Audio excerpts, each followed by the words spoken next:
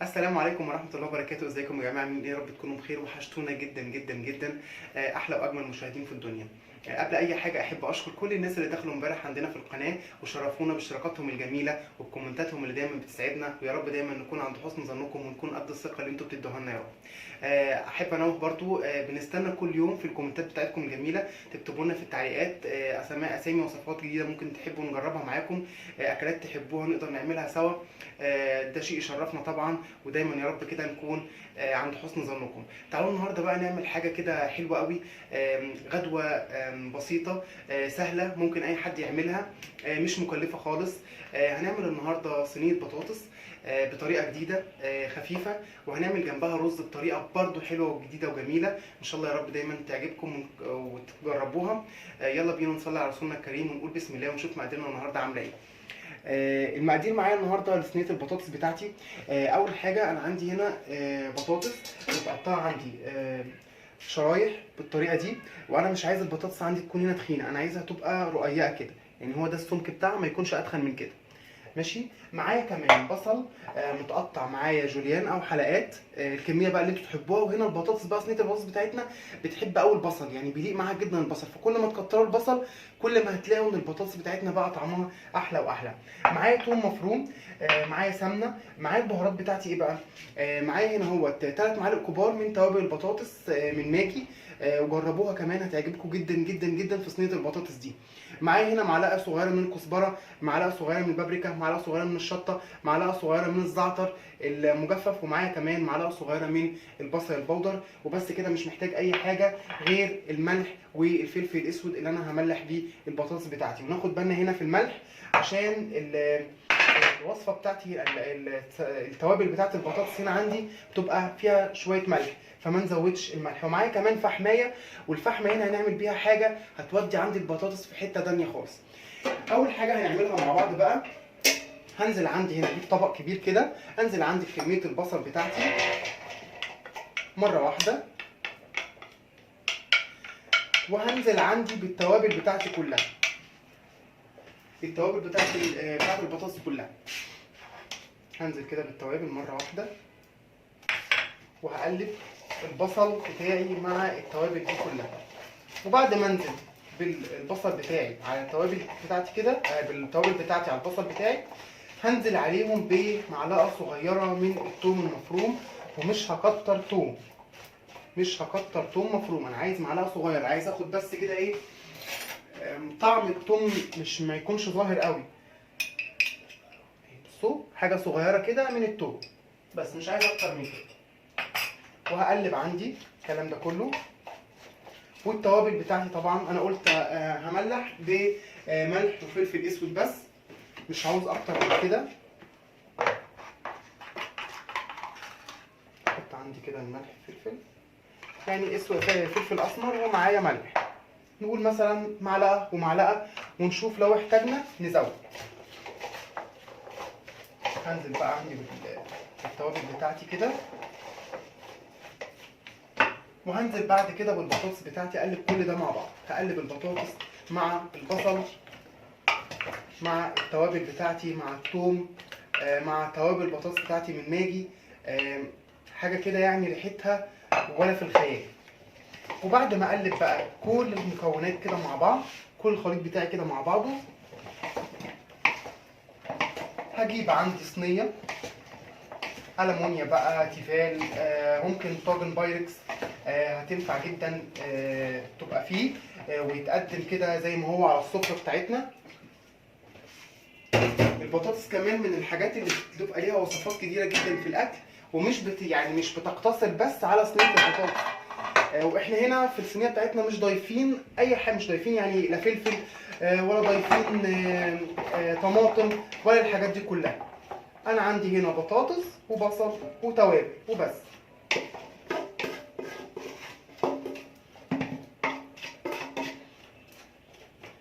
وهنا كمان البطاطس بتاعتي انا مش هسويها في فرن، انا هسويها على البوتاجاز عندي من فوق، وبعد ما تستوي معايا وتتشرب من الصوص بتاعها، هروح مدخلها عندي الشوايه تاخد لون بس مش اكتر. هنزل عليها بقى بنص كوبايه كده من الميه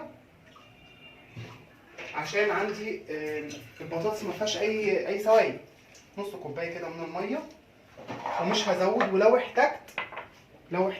احتاجت عندي ميه لسه ما استوتش هروح مزود عندي ميه. بعد كده هنزل بقى عندي بالماده الدهنيه بتاعتي، سمنه، زبده، يعني معلقتين كده كويسين من السمنه. وبس كده بقت عندي احلى صينيه بطاطس ممكن ناكلها في حياتنا. هفصل بقى مع حضراتكم، احطها على البوتاجاز، وهنرجع نشوف الرز بتاعنا هنعمله بطريقه جديده ازاي. خليكم معايا. ورجعنا تاني يا جماعه بعد ما حطينا بقى صينيه البطاطس بتاعتنا على البوتاجاز من فوق. تعالوا بقى نعمل جنبها رز حلو جدا بطريقه جديده. ان شاء الله برضو تجربوها وتعجبكم باذن الله. احنا هنعمل النهارده رز حبه وحبه، بس مش هنعمله حبه وحبه بالرز، هنعمله حبه وحبه بلسان عصفور. جربوا الطريقه دي على ضمانتي، وان شاء الله مش هتعملوا الرز بعد كده غير بالطريقه دي. معايا النهارده كيلو من الرز، عليه كوبايتين من لسان عصفور. ولسان عصفور هنا هو اللي هيتحمر عندي على النار، زيه زي الشعريه كده، او زي ما بنعمل الرز الحبه وحبه. تعالوا بقى نشوف هنعمله ازاي. معايا هنا حله على النار، انا حطيت الحله بتاعتي هنا على النار، والبطاطس بتاعتي هنا زي ما حضراتكم شايفين كده على النار برده اليمه الثانيه بتغلي. حطيت هنا عندي، نزلت بمعلقتين من السمنه، معاهم معلقتين من الزيت. هنزل على طول بلسان عصفور بتاعي وهحمره اكني بالظبط بحمر شعريه او بحمر لسان عصفور عادي، اكني هعمله شوربه بالظبط. وهتعامل معاه معامله الرز حبه وحبه، بيبقى طعمه في منتهى الروعه. مهما نقول او مهما نحكي طعم الحاجه بيبقى عامل ازاي، حضراتكم مش هتحسوا بطعمها غير لما تجربوها. فجربوا الرز بالطريقه دي، وان شاء الله مش هتعملوه بعد كده غير بالطريقه دي. افضل بقى اقلب فيه بالطريقه كده. وبعدين كمان في حاجه، ممكن اللحمه، ممكن صينيه البطاطس بتاعتي ممكن لو عايزين بقى ندخل معاها بروتين، ممكن نحط فراخ او نحط لحمه، نعمل لحمه مثلا كفته صوابع ونحطها من فوق الوش وتستوي معاها بنفس الطريقه. يعني هسوي الاثنين مع بعض. في ناس بتروح عامله مسويه الكفته بره وبعد كده تحطها فوق البطاطس وتخش الفرن تاخد وش. لا، ممكن نسوي اللحمه مع البطاطس بالطريقه دي، هتبقى طعمها ولا اروع. هي اصلا ريحتها فظيعه. التوابل بتاعه البطاطس من ماجي حلوه جدا جدا جدا. هحمر بقى عندي لسان عصفور بتاعي بالطريقه دي، واول ما ياخد لون معايا هوريه لحضراتكم ونشوف عامل ازاي. خليكم معايا. ورجعنا تاني يا جماعه كده. انا بقى لسان عصفور عندي بتاعي اتحمر. انا مش عايزين نغمقه قوي عشان ما يبانش ان هو محروق في الرز بتاعنا، فاحنا يعني هنخليه الدرجه دي كده، مش عايزين نشد عليه اكتر من كده. خلاص كده عندي لسان العصفور بتاعي اتحمر. هنزل عليه على طول بالميه. عندي ميه سخنه مغليه. يعني احنا هنا بقى بنتعامل معاه برده نفس معامله الرز. الكوبايه عليها كوبايه ميه، يعني دول مثلا مجموعهم هو الرز 7 معالق، 7 كوبايات. هنزل ب7 كوبايات من الميه بالطريقه دي، وناخد بالنا عشان بيبقى سخن جدا.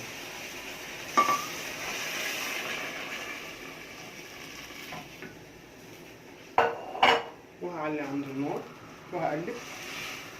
هملح بقى عندي الرز بتاعي ملح وفلفل اسود بس، مش عايز اكتر من كده طبعا. احط عندي معلقه كده من الملح ومعلقه من الفلفل الاسود، ولو احتاجنا بقى ازيد من كده ملح على حسب يعني. اول ما يغلي معايا، طبعا هي الميه كده كده مغليه فهيغلي على طول، هيغلي معايا بالطريقه دي. هنزل عندي بالرز على طول. الرز بتاعي نضيف مش محتاج ان انا اغسله، هنزل بيه على طول مره واحده كده وهقلب الرز بتاعي مع لسان عصفور.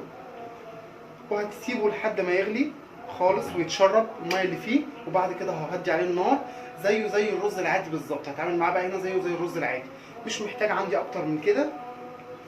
واول ما الميه بتاعتي تتشرب والرز خلاص الميه بتاعته اتشربت، هوطي عليه خالص، هدي عليه النار واسيبه على نار هاديه على عين تانيه لحد ما يستوي براحته. وهناكل شويه رز بقى مش عايز اقول لكم ولا ارض. هفصل مع حضراتكم لحد بس ما الرز بتاعي يتشرب، ونرجع بعد كده نشوف شكله عامل ازاي. خليكم معايا. طبعا يا جماعه احنا كده حطينا بقى صينيه البطاطس عندي خلاص استوت تماما من فوق. يا دوبك بقى اتشربت بس كده من الميه اللي فيها، وبعد كده رحت مدخلها عندي الفرن على الشوايه على درجه حراره 200. الفرن يكون سخن قبلها بشويه، هسيبها بس تاخد لون بسيط معايا. وحطيت الفحمايه بتاعتي اللي احنا هنحطها فيها هنا على النار تسخن، ونشوف بقى الرز بتاعنا. هنا خلاص يعتبر الرز بتاعي خلاص استوى. هقلبه بس كده تقليبه قبل ما اطفي عليه. مش عايز اقول لكم بقى قد ايه يعني مفلفل جدا وريحته جميله جدا جدا جدا. جربوه ان شاء الله يعجبكم. وزي ما قلت لحضراتكم مش هتعملوا الرز بعد كده غير بالطريقه دي. احنا ظالمين لسان عصفور زي ما قلنا بالطواجن والشوربه وبس، لا لسان عصفور بيتعمل منه حاجات كتيره جدا، ودي حاجه من الحاجات. هطفي بقى كده على الرز بتاعي وهفصل مع حضراتكم لحد ما صينيه البطاطس بتاعتنا تطلع، وبعد كده نشوفها بقت عامله ازاي. خليكم معايا. ورجعنا تاني كده يا جماعه بعد ما خلصنا بقى الغدوه بتاعتنا النهارده. الرز بتاعنا احنا قدمناه بالطريقه دي. مش عايز اقول لكم بقى شكله عامل ازاي وريحته عامله ازاي. البطاطس بتاعتي اول ما خدت وش عندي من الشوايه رحت الفحمايه طبعا كانت عندي اتحمصت. رحت جايب طبق صغير او واحده فويل صغيره، عملتها زي نظام طبق كده وحطيتها في قلب الصينيه، ورحت نازل بالفحمايه عليها وعليها معلقه صغيره من السمنه عشان تديني طعم شوي الفحم. وبقت عندي بالمنظر اللي حضراتكم شايفينه دوت. بنقدمها بالطريقه دي كده، او ممكن زي ما قلنا طاجن بايركس ونقدمها زي ما هي. عشان انا بس في احد المتابعين كان دخل كتب لي قال لي ان هو عمل نظام الفحمه دي بس اتطفت منه، فلما سالته انت عملتها ازاي قال ان هو حط خل بدل الزيت. فطبعا لا، احنا ناخد بالنا نحط هي ماده دهنيه يا اما سمنه يا اما زيت. اتمنى يا رب كده الوصفه بتاعتنا تكون عجبتكم النهارده، واتمنى تجربوها وتكتبوا لنا في الكومنتات عملتوها ولا لا وعجبتكم ولا لا. هستنى منكم دايما تكتبوا لنا اكلات نعملها سوا مع بعضينا. اشوفكم يا رب كده على خير في فيديو جديد. اسيبكم في حفظ الله ومع السلامه.